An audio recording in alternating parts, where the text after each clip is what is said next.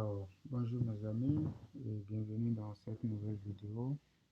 Aujourd'hui, nous allons regarder l'étude d'une fonction, d'accord? Donc, plus précisément, comment est-ce qu'on étudie par exemple les variations, comment est-ce qu'on construit une courbe donnée et comment est-ce qu'on calcule la dérivée de la bijection réciproque sans calculer par exemple la bijection réciproque, d'accord? Donc, c'est un problème de type BAC pour les terminales scientifiques, que ce soit la série C, la série E, la série S, d'accord, ou la série D. Donc, ça va beaucoup vous aider. Donc, j'aimerais vous inviter à vous abonner sur la chaîne. Ça vous permet d'être au courant de nos nouvelles vidéos. Aussi, n'hésitez pas à partager avec vos amis afin de les aider. Alors, première question, on nous demande de démontrer cette inégalité. D'accord? Donc, la toute première question, il s'agit de montrer que pour tout x élément de R, moins 1 est strictement supérieur à 3 à la puissance 2x, moins 1 divisé par 3 à la puissance 2x, plus 1, et ceci est strictement supérieur à 1. Donc, généralement, ce qu'on peut vous conseiller lorsque vous voulez démontrer une inégalité, c'est vrai, il y a beaucoup de méthodes, d'accord, mais c'est toujours bien, d'accord, d'écrire la forme équivalente, c'est-à-dire une forme simple, d'accord, qui vous permet d'aller très rapidement. Ici, par exemple, vous avez votre dénominateur qui est positif. Vous voyez, comme c'est positif, cela voudra dire que la forme équivalente, c'est-à-dire que démontrer ceci revient à démontrer ce qui suit. Donc, je peux multiplier chaque membre par notre dénominateur. C'est pour éviter bien entendu la fraction. Donc, si je multiplie tout ceci par 3 à la 2x plus 1, ici j'obtiens moins, entre parenthèses, 3 à la 2x plus 1, strictement inférieur à 3 à la 2x moins 1, inférieur, je multiplie ceci également par 3 à la 2x plus 1, ce qui donne ça.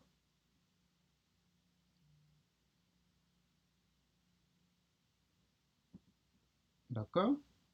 Donc là maintenant, vous avez une autre expression, d'accord? Et généralement, pour démontrer une double inégalité, d'accord, on fait le jeu de prouver deux inégalités différentes. C'est-à-dire que je peux prouver ça, si vous voulez, je peux juste développer ce qui est là. Ça fait exactement moins 3 à la 2x moins 1, plus petit que 3 à la 2x, moins 1, strictement inférieur à 3 à la 2x plus 1. Donc, c'est ce que je vais prouver. Mais pour justifier ça, ce que moi je vais faire ce qu'on appelle deux inégalités différentes. Donc, je vais d'abord démontrer que ceci est vrai. D'accord? Donc, vous voyez ça, je peux d'abord montrer ceci. Que ça c'est vrai d'abord. D'accord? Ça c'est le premier. Puis je vais prouver que cette inégalité aussi est vraie. Donc, si vous voulez, comme d'habitude, je peux faire un petit rappel ici.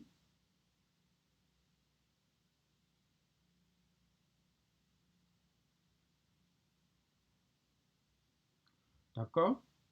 A plus petit que T plus petit que B, c'est la même chose que A plus petit que T, ça fait 1, et T plus petit que B. Donc, si vous démontrez que A est plus petit que T et que T à son tour est plus petit que B, vous pouvez conclure que T est entre A et B. Donc, c'est exactement ce que nous allons faire. D'accord? Donc, premièrement, nous allons d'abord montrer ça.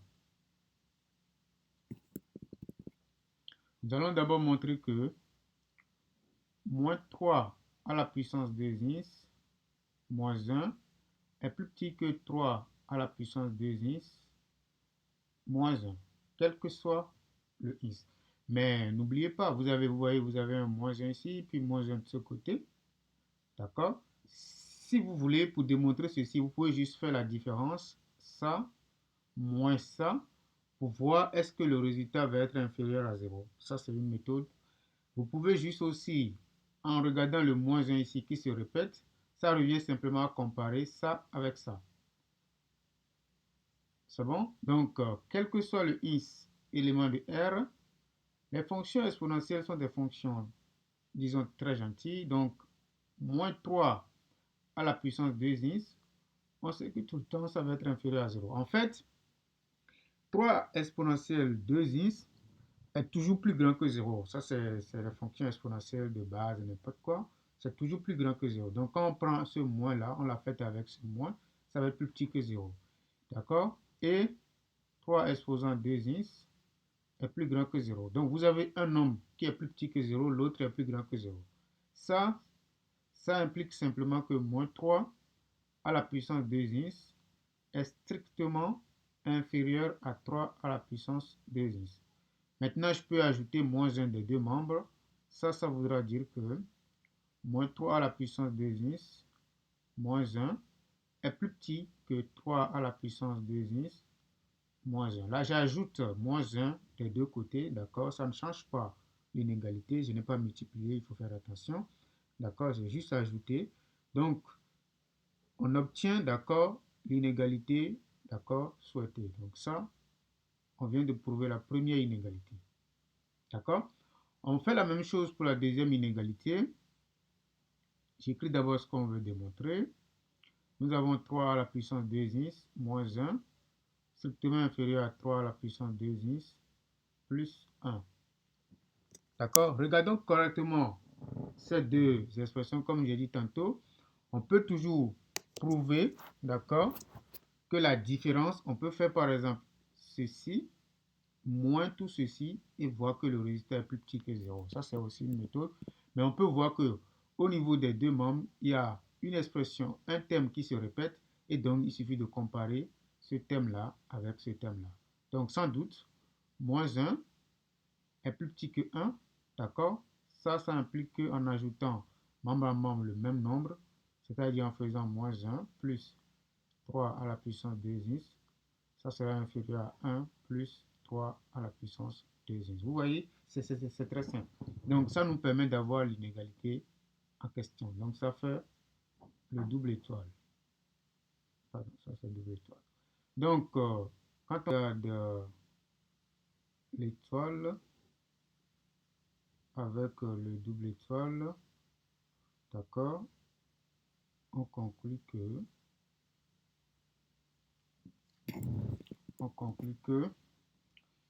moins 3 exponentielle de 2x moins 1 est plus petit que 3 exponentielle de 2x moins 1 plus petit que 3 exponentielle de 2x plus 1. Donc, pour obtenir l'inégalité escomptée, qu'est-ce que je fais ici? Je divise juste par ceci. Quand on divise, on obtient moins 1 plus petit que 3 exponentielle de 2x moins 1 sur 3 exponentielle de 2x plus 1 plus petit que 1.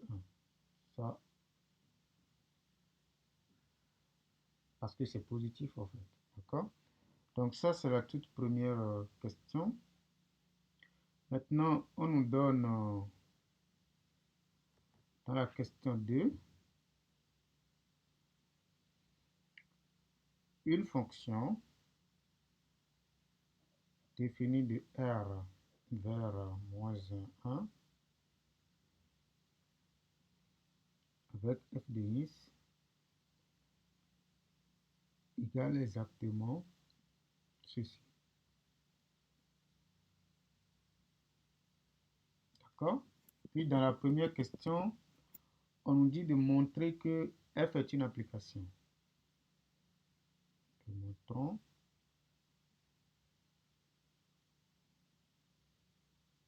que f est une application.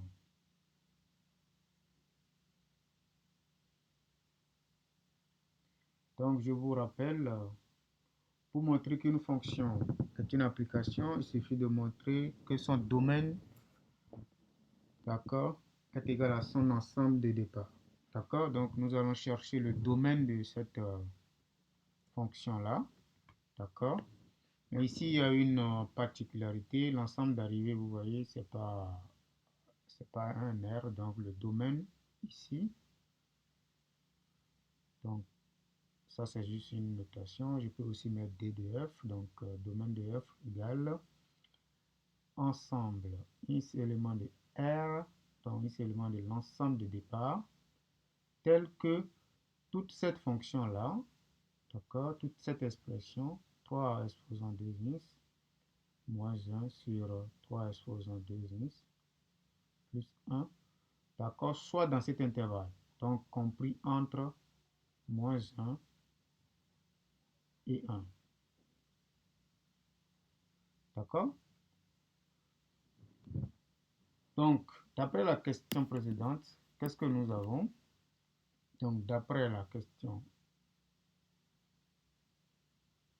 1, numéro 1, d'accord, nous avons quoi? Pour tout élément de R, ceci est bien, d'accord, dans moins 1.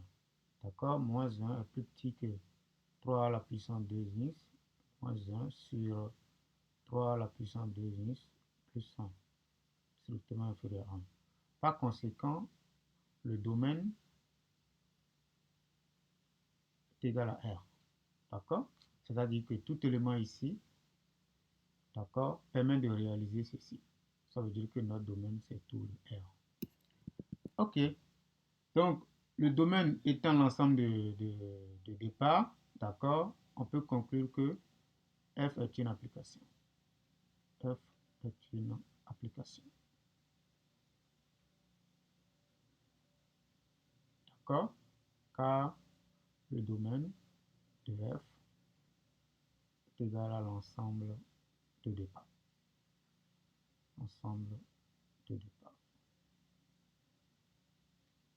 de F. Voilà. Donc, c'est une application. Dans la question B, on nous demande d'étudier le sens de variation. Donc, sens de variation.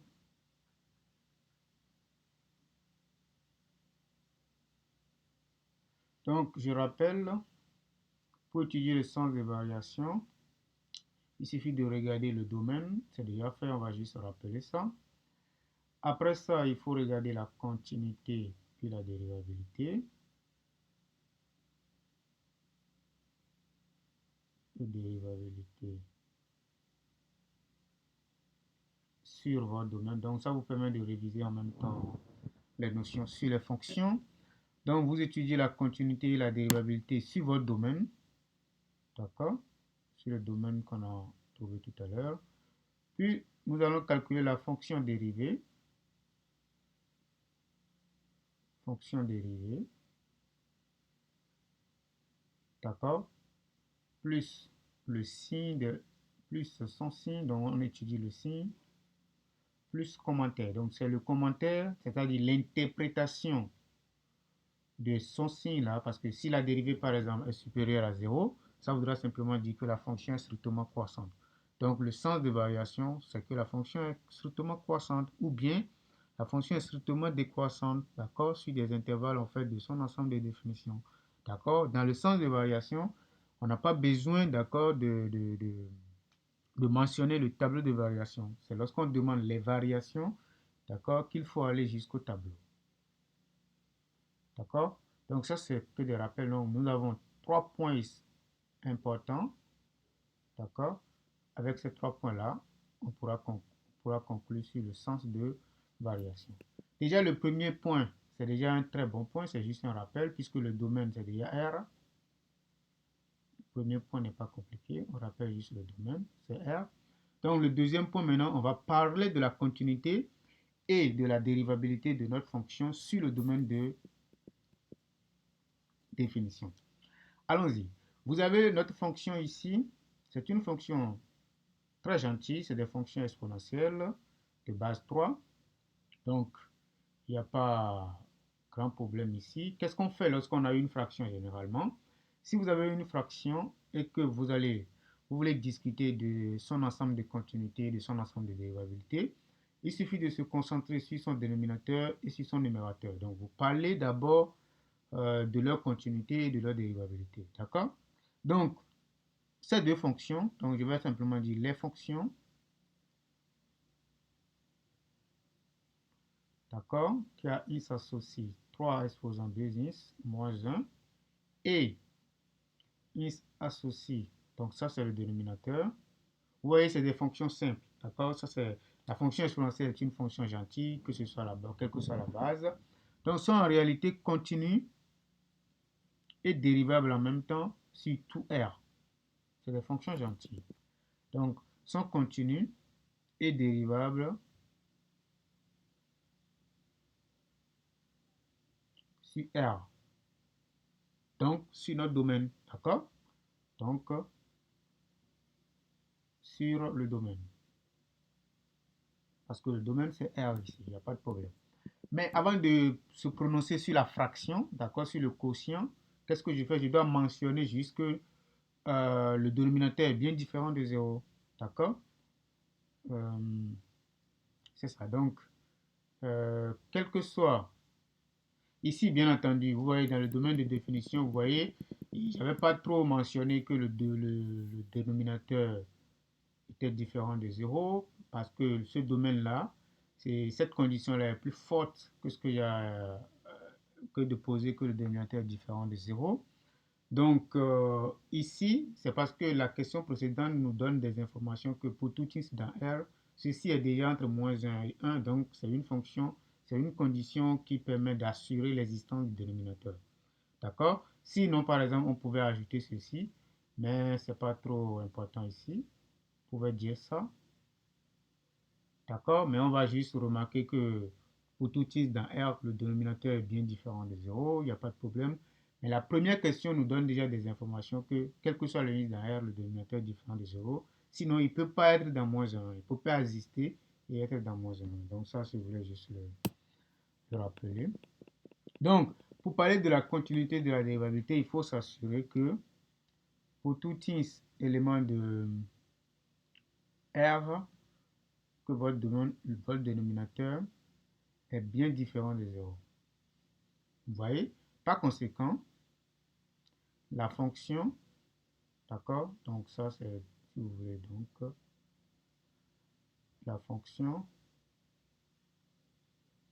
qui a i s'associe le quotient 3 à la 2x moins 1 sur 3 à la 2x plus 1 est bien continu et dérivable.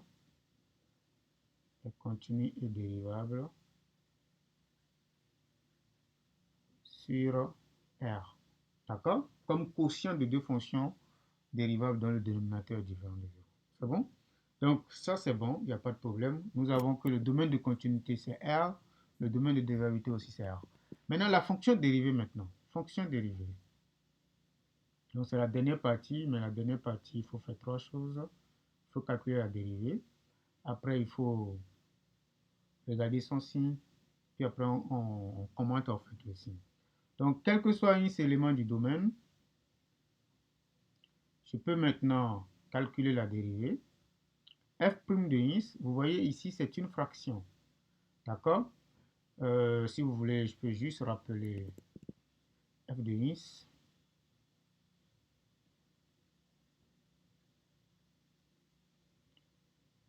Donc, le f de x, c'est 3 exposant 2x moins 1 sur 3 exposant 2x plus 1. Donc, c'est une fraction. Mais je vous rappelle que si vous avez a à la x, exponentielle de base a, c'est la même écriture que ça.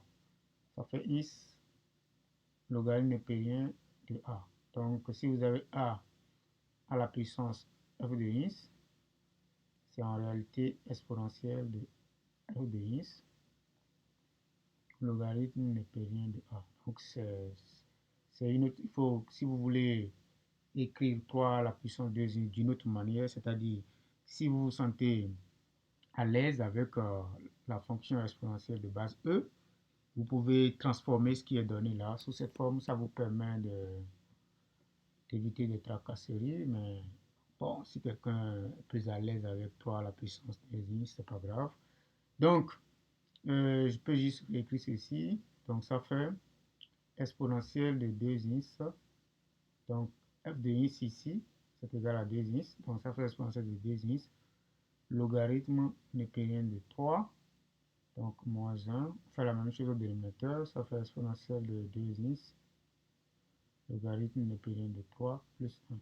Donc, suivant ce que vous avez envie de faire, ce que vous voulez faire avec la fonction, vous pouvez utiliser cette forme-là, comme vous pouvez utiliser cette forme-là pour travailler. Donc, chacun fait ce qu'il arrange, quoi. D'accord? Donc, pour dériver maintenant la fonction, comme je l'ai dit tantôt, f' de ins, donc c'est un quotient. Pour dériver un quotient, qu'est-ce qu'on fait? On dérive d'abord le numérateur. Donc, je rappelle la dérivée du quotient ici. Donc, f sur g prime, ça va être f prime, je dérive d'abord f, je multiplie par g, moins je dérive maintenant g, je multiplie par f. Le tout divisé par g au carré. Donc ça c'est le rappel. Donc j'applique exactement cette formule-là ici. Donc ça va être une fraction. Je dérive mon numérateur. Si je dérive ce numérateur, ça fait la dérivée de tout ça, moins 0. Donc la dérivée de 1, ça fait 0. Donc ça fait juste la dérivée de tout ceci. Mais pour dériver exponentielle, il faut dériver d'abord ce qui est à l'exposant. D'accord? Donc la dérivée de ce qui est à l'exposant, ça fait 2 logarithme naturel de 2. Donc ça fait 2 logarithme népérien de 3, ceci quoi. D'accord? Multiplié par exponentielle de 2 logarithme népérien de 3. D'accord? Donc, facteur de tout le dénominateur c'est exponentielle de 2 ins logarithme népérien de 3 plus 1. Donc ça c'est le premier là, moins maintenant, d'accord? Moins maintenant la dérivée du dénominateur, je dérive le dénominateur, donc c'est la même chose, ça fait 2 logarithme népérien de 3 fois exponentielle de 2 ins logarithme naturel de 3. Donc que je multiplie maintenant par la fonction au numérateur. Donc la fonction au numérateur c'est exponentielle de... Donc je vais écrire... je vais essayer de réduire un peu l'écriture pour avoir de place.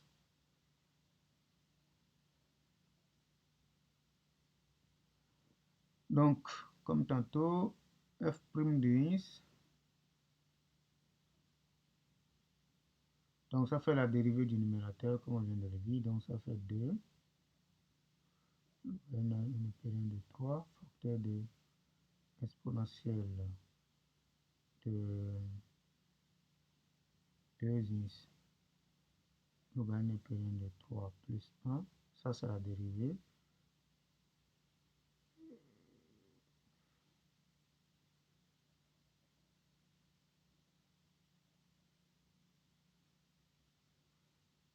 Donc ça fois exponentielle de 2 ins ln de 3. Ça, c'est la dérivée du numérateur. Je multiplie tout ceci par quoi? Par le dénominateur qui vaut exponentielle de 2 ins logarithme de période de 3 plus 1. D'accord? Moins maintenant la dérivée du dénominateur qui fait exactement 2 népérien de 3 fois exponentielle de 2 ins logarithme naturel de 3 fois maintenant sous le numérateur maintenant qui est exactement 2 ins logarithme népérien de 3 moins 1. Voilà, divisé par le dénominateur au carré.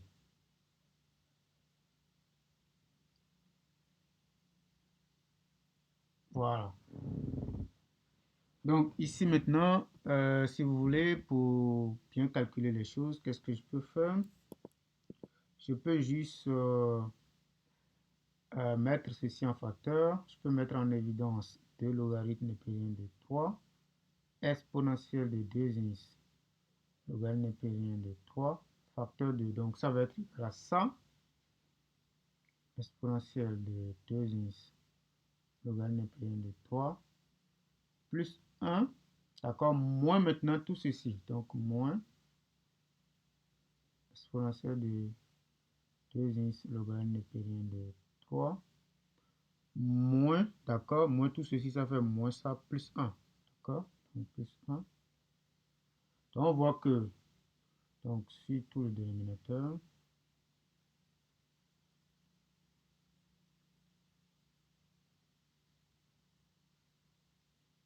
d'accord, donc on peut essayer de faire ça, vous voyez, mais ici la copie de l'examen, il ne faut pas barrer, donc c'est juste pour expliquer. Donc ça reste quoi? Il va rester simplement 2 à l'intérieur, donc 2 à l'intérieur fois ce 2, ça va être 4.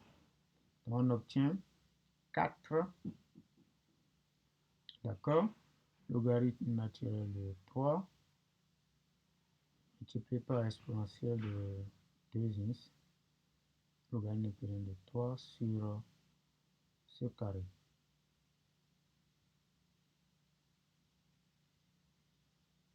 Voilà, donc pour ceux qui veulent réécrire ceci sous la forme d'exponentielle de base 3, vous pouvez juste le faire, c'est pas compliqué. Donc ça fait 4 logarithme népérien de 3, puis on remet la forme de ceci, c'est 3 exponentielle de 2x, on fait pareil au dénominateur, donc ça fait 3 exponentielle de 2x plus 1 au carré. Ok, voilà, ça c'est la dérivée de truc là. Donc, de toute façon, vous n'avez pas besoin de réécrire cette forme-là, d'accord? Vous pouvez simplement vous arrêter ici, c'est pas un problème, d'accord? Ou bien vous pouvez donner cette écriture-là à la dérivée, donc il n'y a pas de problème. Maintenant, vous voyez avec moi que le dénominateur est un carré, là on cherche le signe de la dérivée, c'est un carré déjà, donc c'est positif, mais exponentielle, d'accord, est une fonction très gentille, c'est également positif, ceci aussi est positif. Donc qu'est-ce que j'écris?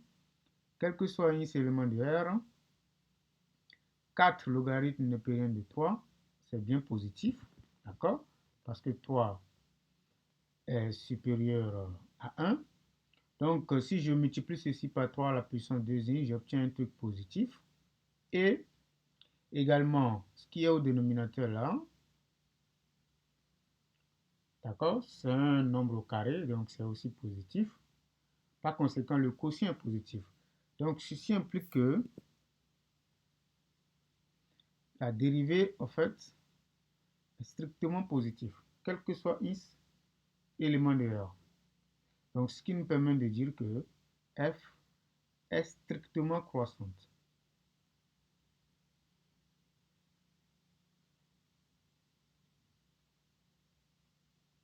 Est strictement croissante sur R. Donc ça, c'est la conclusion. Ça, c'est le sens de variation de notre fonction. Donc, dans la question C, on nous demande de dresser maintenant le tableau de variation. D'accord? Tableau de variation. Donc, TV, tableau de variation. Donc, c'est juste un tableau où on résume toutes les informations concernant la fonction en quelque sorte. Bon, un nombre important d'informations. Donc, vous avez ici le domaine de définition, moins l'infini à plus l'infini. Ici, vous avez la dérivée. Puis ici, vous avez f de x. D'accord? Donc, dans ce tableau, ici, si vous avez des points remarquables, d'accord, au niveau de la dérivée, vous pouvez les placer ici. Parce que, et ici, dans la deuxième ligne, vous placez le signe de la dérivée. Si R, nous avons constaté que c'est plus. Après, ici, vous placez le sens de variation, ça va être ça. Pour dire que c'est croissante. Mais ici, il faut marquer la limite en moins l'infini, puis ici la limite en plus l'infini. Donc, c'est un peu, vous préférez faire la limite avant de faire le tableau de variation, ou bien de faire juste la limite en dessous du tableau de variation. Donc, je calcule rapidement la limite en moins l'infini, puis la limite en plus l'infini pour l'utiliser dans le tableau. Donc, de f de x, ça va être limite quand x tend vers moins l'infini de exponentielle de 2x ne peut rien de 3, pardon, moins 1 sur exponentielle de 2x ne peut rien de 3 plus 1. Ok, allons-y. Pour calculer la limite à moins l'infini, d'accord, il faut regarder d'abord ce qui se passe ici. C'est bon? Donc, ça limite à moins l'infini, c'est égal à moins l'infini. Bon, quand vous calculez la limite exponentielle de moins l'infini, d'accord, c'est 0. D'accord? C'est comme la limite de l'exponentielle de x quand x tend vers moins l'infini. Donc, ça, c'est 0. C'est pareil au dénominateur. Donc, nous avons 0 ici. Donc, tout le numérateur donne moins 1, puis tout le dénominateur donne 1. Donc, cette limite-là, c'est exactement moins 1, simplement parce que la limite de l'exponentielle de x logarithme ne peut rien de 3, d'accord, est égal à 0 lorsque le x tend vers moins l'infini. D'accord, donc ici, ce qui va rester ici, c'est exactement moins 1. D'accord, donc on fait pareil pour la limite en plus l'infini. Limite, lorsque x tend vers plus l'infini, de f de x, c'est la limite de cette fonction-là, 2x exponentielle de 3 moins 1 sur exponentielle de 2x logarithme périmètre de 3 plus 1. Voilà, allons-y. Donc ici, quand vous calculez, vous faites la même chose. Vous calculez d'abord la limite de ce qu'il y a à l'exponentielle ici, à l'exposant ici. Ça fait plus l'infini. D'accord? Expo de plus l'infini en termes de limite, ça fait plus l'infini. Donc tout le numérateur, c'est plus l'infini. Tout le dénominateur aussi, ça va être plus l'infini. D'accord? Donc nous avons une indétermination de type infini sur infini. Donc qu'est-ce que je peux faire? Je peux juste factoriser par exponentielle de tout ceci. Je prends ceci en facteur. D'accord? Au numérateur, je le prends également en facteur dénominateur. Donc si je le prends en facteur numérateur puis au dénominateur, ça va se simplifier. Puis donc j'obtiens ici, si je le prends en facteur ici, il va rester 1. Si vous voulez, je peux d'abord faire ça. Facteur de ici, ça va rester 1. Moins 1 sur tout ça. Voilà. Divisé par exponentielle de 2x logarithme de 3, facteur de 1 plus 1 sur exponentielle de 2x logarithme de 3. Vous voyez? Mais je peux maintenant simplifier, comme je l'ai dit tantôt. Ça, c'est juste pour expliquer. D'accord? Vous voyez? Donc, je peux juste simplifier. Ça me permet maintenant d'avoir la limite de 1 moins 1 sur exponentielle 2x logarithme de 3 divisé par 1 plus exponentielle de 2x logarithme de 3. Vous voyez? Donc, tout est bon maintenant. Tout est cool. Donc, on peut maintenant regarder la limite. Ça, c'est déjà plus l'infini. Ce qui est là, c'est plus l'infini. Le numérateur, c'est 1. Donc, réel divisé par l'infini. Ça va s'écraser. Ça donne 0. D'accord? Donc, cette affaire-là, en termes de limite, cette fraction-là, en termes de limite, ça fait 0. Ici, j'ai oublié de marquer la fraction.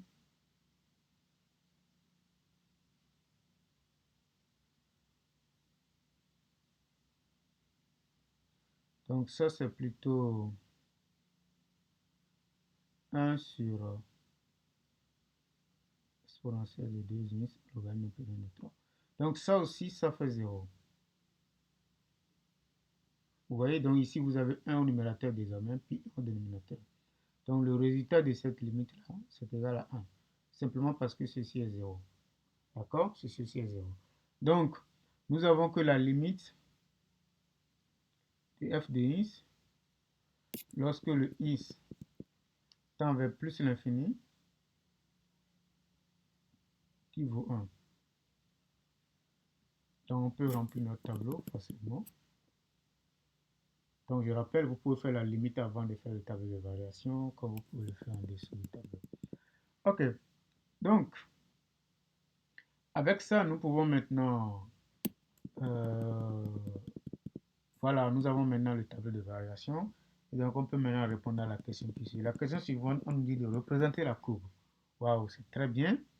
Donc, pour représenter la courbe, qu'est-ce que je peux faire là? Je peux peut-être utiliser un papier quadrillé. D'accord?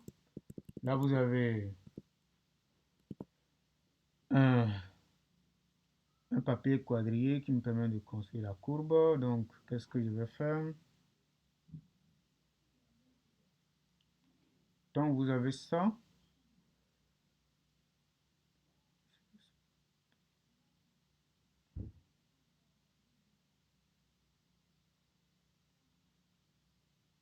OK, donc puis ça.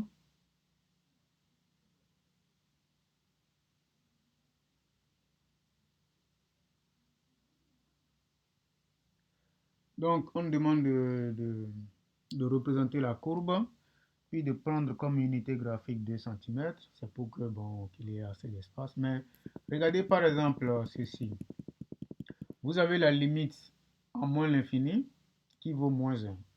D'accord? Ça, vous avez la présence d'une asymptote, d'équation y égale à moins 1. Pareil ici, la présence d'asymptote y égale à plus 1. Donc, y égale à moins 1. D'accord? Si je dis que ceci, 1, 2, 3, 4, si je prends ceci comme moins 1, puis ceci 1, 2, 3, 4 comme 1, donc je peux facilement représenter les asymptotes. Ce sont des asymptotes horizontales. Donc j'ai ça. Donc ça, c'est une asymptote au voisinage de moins l'infini. D'accord, je peux faire ça.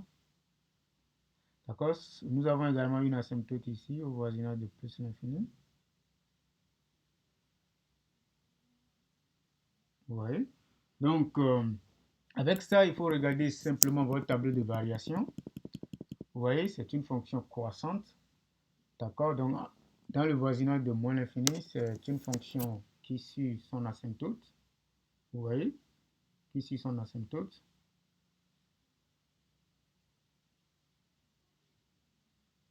D'accord, asymptote d'équation y égale à moins 1. Puis après, traverse l'axe des ordonnées. D'accord, puis jusqu'à, c'est-à-dire il y a un 0 ici, ça traverse 0 ici. Vous voyez, donc il faut chercher l'image en 0. Donc vous voyez f de 0 par exemple, c'est 0. Donc ça veut dire que le point de coordonnées, l'origine du repère, pardon, d'accord, appartient à la courbe. Donc comme c'est une fonction croissante, il suffit juste de construire ça, c'est une fonction croissante. Ici, ça suit l'asymptote en quelque sorte, puis jusqu'ici. Bon, donc c'est une fonction croissante, ça continue, puis en plus l'infini, ça suit également son asymptote. C'est tout. C'est bon? Donc ça, c'est la courbe représentative de la fonction. Voilà, c'est tout. Dans la question suivante, on nous demande de justifier que f est une bijection. Bijection, d'accord? Donc, en classe de terminale, d'accord, pour montrer qu'une application est bijective, qu'est-ce que vous faites? Vous devez montrer, d'accord, que la fonction est continue et strictement monotone, d'accord? Puis après, calculer l'image et constater que l'image est égale à l'ensemble d'arrivée. D'accord? Donc, d'après les questions précédentes, on voit que f est continu. D'après les questions précédentes, f est continu et strictement croissante. D'accord? Si vous ne voulez pas préciser le sens de variation exactement, vous pouvez dire strictement monotone. D'accord? Donc ici, strictement croissante sur R. D'accord? Et ici, f de R, c'est quoi? F de R, en fait, c'est f de moins l'infini plus l'infini, ça c'est R. Mais comme c'est une fonction croissante, nous allons avoir la limite de f de x quand x tend vers moins l'infini. D'accord? Puis de l'autre côté, d'accord, nous allons avoir la limite en plus l'infini. D'accord?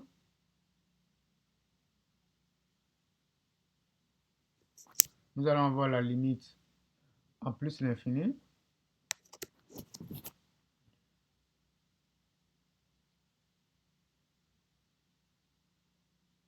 Quand x tend vers plus l'infini. C'est simplement parce que c'est une fonction croissante. Si c'était décroissant, on allait plutôt faire la limite en plus l'infini ici, la limite en moins l'infini de l'autre côté. Mais nous avons trouvé ici moins 1, puis nous avons trouvé de l'autre côté plus 1. Mais ça, c'est exactement l'ensemble d'arrivées de la fonction, de l'application.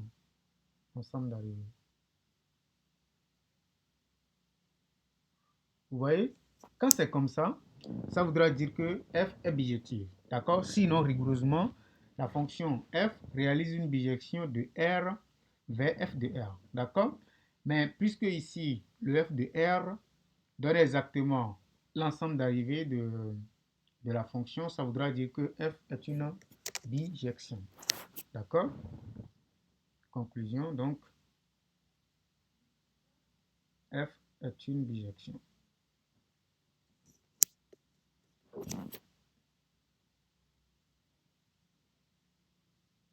F est une bijection.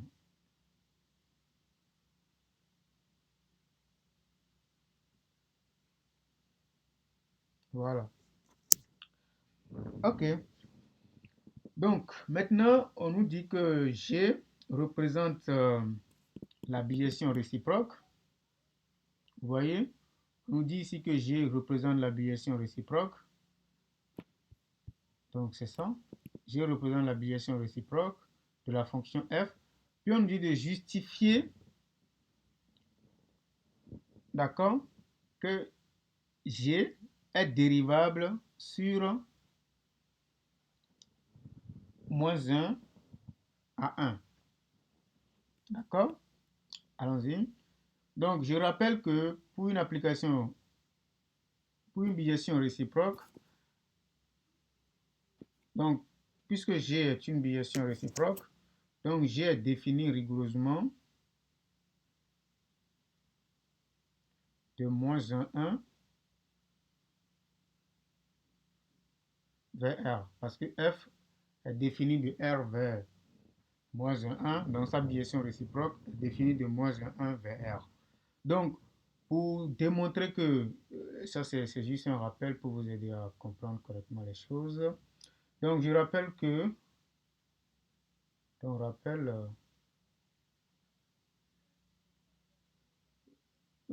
pour calculer, si vous avez f moins 1, sa dérivée, en fait, c'est égal à 1 sur f' de f moins 1, d'accord, de y.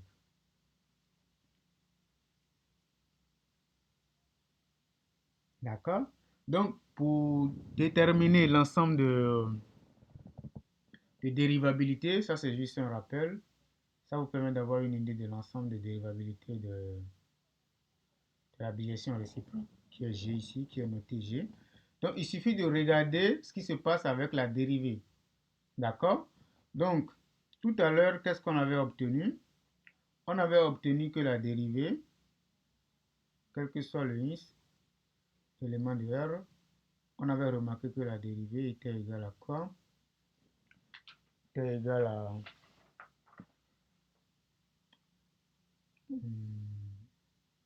4 gagne de 3 multiplié par 3 à la puissance 2x divisé par 3 à la puissance 2x plus 1 le tout au carré. C'est bon? Donc, vous voyez, pour étudier la dérivabilité, qu'est-ce qu'on fait? On détermine d'abord les zéros de cette dérivée. D'accord? Si vous identifiez les zéros de la dérivée, ça vous permettra, d'accord, maintenant de calculer les points qu'il faut, d'accord, exclure dans ce domaine. D'accord? Mais ce qui est bon ici, si vous prenez n'importe quel y dans moins 1, vous voyez, f moins 1 de ce y est dans R. Mais en regardant cette dérivée, vous allez constater que f' de cette valeur-là ne s'annule jamais. Parce que cette affaire-là, donc qu'est-ce que je dis? Je vais dire que quel que soit x élément de R, nous avons que la dérivée ne s'annule jamais. Par conséquent, d'accord, quel que soit le y pris dans moins 1, vous voyez, c'est un cas très particulier. La dérivée prime de f moins 1 de y aussi ne s'annule jamais. Par conséquent, cette dérivée existe très bien, d'accord, pour n'importe quelle valeur. Donc, ça nous permet de dire tout simplement que f est dérivable, d'accord, sur moins 1. D'accord? Ok. La dernière question, on nous dit de calculer, donc c'est la question la plus importante. On nous dit de calculer maintenant G' de x. N'oubliez pas, G, c'est la réciproque en fait. Donc G' de x, je l'ai déjà rappelé tout à l'heure, c'est en fait 1 sur f' de f moins 1 de x. C'est-à-dire 1 sur f' de g de x. Donc qu'est-ce qu'on fait pour calculer très facilement ceci? Pour calculer facilement ceci, ce que je conseille, c'est de calculer la dérivée en fonction, vous calculez f' de x en fonction de f de x. C'est la méthode la plus simple. D'accord? Donc je rappelle ici mon f' de x qui est égal à 4 logarithme népérien de 3 fois 3 exposant 2x sur 3 exposant 2x plus 1 le tout au carré. Donc, mon objectif, c'est de calculer f' de x qui est là en fonction de f de x. D'accord? Donc, rappelez-vous, pour le faire, je vais simplement calculer ceci en fonction de f de x parce que c'est seulement à partir de ces deux-là que nous avons la variable x. Donc, je rappelle ici f de x, c'est égal à 3 exposant 2x moins 1 sur 3 exposant 2x plus 1. Donc, je calcule 3 exposant 2x en fonction de f de x. Donc, je fais produit des moins égal à pour les extrêmes. Donc, j'obtiens 3 exposant 2x plus 1 fois f de x qui vaut 3 exposant 2x moins 1. Donc, si je développe, j'obtiens 3 exposant 2x fois f de x. J'envoie 3 exposant 2x de ce côté égale moins 1. Puis j'envoie 1 fois f de x, c'est-à-dire f de x de ce côté, ça fait moins f de x. Donc, qu'est-ce que je fais? Je mets en évidence 3 exposant 2x. Ça fait f de x moins 1 égale moins, c'est moins f de x. Donc, l'objectif, c'est de récupérer 3 exposant 2x. Ça fait moins 1 moins f de x divisé par f de x moins 1. D'accord? À partir de là, qu'est-ce que je peux faire?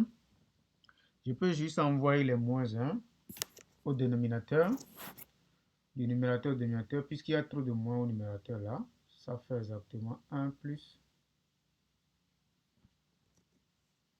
f de x sur 1 moins f de x. D'accord? Mais regardez très bien. Si j'envoie par ici, par exemple, je peux réécrire ça, je peux réécrire mon f' de x correctement. Ça vous permet de bien voir ce que je dis. Le f' de x, ça va être exactement 4 logarithme népérien de 3 multiplié par tout ceci, 1 plus f de x sur 1 moins f de x, le tout divisé par ceci encore, 1 plus f de x, divisé par 1 moins f de x, plus 1 au carré. Donc, ça, je peux faire de belles choses, je peux juste rendre le même dénominateur. D'accord, donc ça fait 4 logarithme népérien de 3 facteur de 1 plus f de x sur 1 moins f de x, le tout divisé par... Donc je vais rendre mon dénominateur ici. Donc ça fait 1 plus f de x plus 1 moins f de x. Les f de x vont se simplifier. Ça reste 2 sur 1 moins f de x au carré. Vous suivez? Donc ça fait... Je peux simplifier ça avec ça. D'accord, il va rester 1 moins f de x au dénominateur. Donc j'obtiens 4 logarithme de 3 facteur de 1 plus f de x, le tout sur 4, parce que ça fait 2 au carré, 4 sur 1 moins f de x. Donc, ça fait la première fraction fois l'inverse de la seconde fraction. Les 4 vont se simplifier. Ça reste logarithme de 3 facteur de 1 moins 1 plus f de x. Donc, j'envoie ceci au numérateur. 1 moins f de x. Si vous ne voulez pas la forme factorisée, ça fait logarithme de 3 facteur de 1 au carré. Ça fait a plus 2 facteur de a moins b. Ça fait 1 moins f de x au carré. Voilà. Donc, ça c'est l'écriture de la dérivée, d'accord, en fonction, d'accord, de f de x, d'accord. Donc, qu'est-ce que je vais faire maintenant? Je vais faire entrer, parce que n'oubliez pas la formule de la dérivée de la bijection réciproque. G' de x, c'est 1 sur f' de f moins 1 de x. Donc, je vais calculer maintenant f' de f moins 1 de x. Ce qui est bon avec ça, c'est que si je remplace le x par f moins 1 de x, ça revient à x. Donc ceci donne logarithme népérien de 3 facteur de 1 moins x carré. D'accord? Je peux vous rappeler ça. Si vous avez une fonction f de f moins 1 de x, ça fait x. C'est pareil pour f moins 1 de f de x. D'accord? Ça fait x. C'est exactement ce que j'utilise ici. D'accord? Si je fais entrer f moins 1 de x ici, ça donne x et donc ça fait x carré. Donc, je peux maintenant prendre son carré, et son inverse, pardon, pour calculer g' de x. Ça va être exactement 1 divisé par ça. Logarithme népérien de 3, facteur de 1 moins x carré. Voilà. Ça, c'est la dérivée de la bijection réciproque, d'accord, sans le calcul de g de x. D'accord? C'était la dernière question. Merci beaucoup pour avoir visualisé cette vidéo. N'oubliez pas de vous abonner afin d'être au courant de nouvelles vidéos. Alors, merci beaucoup.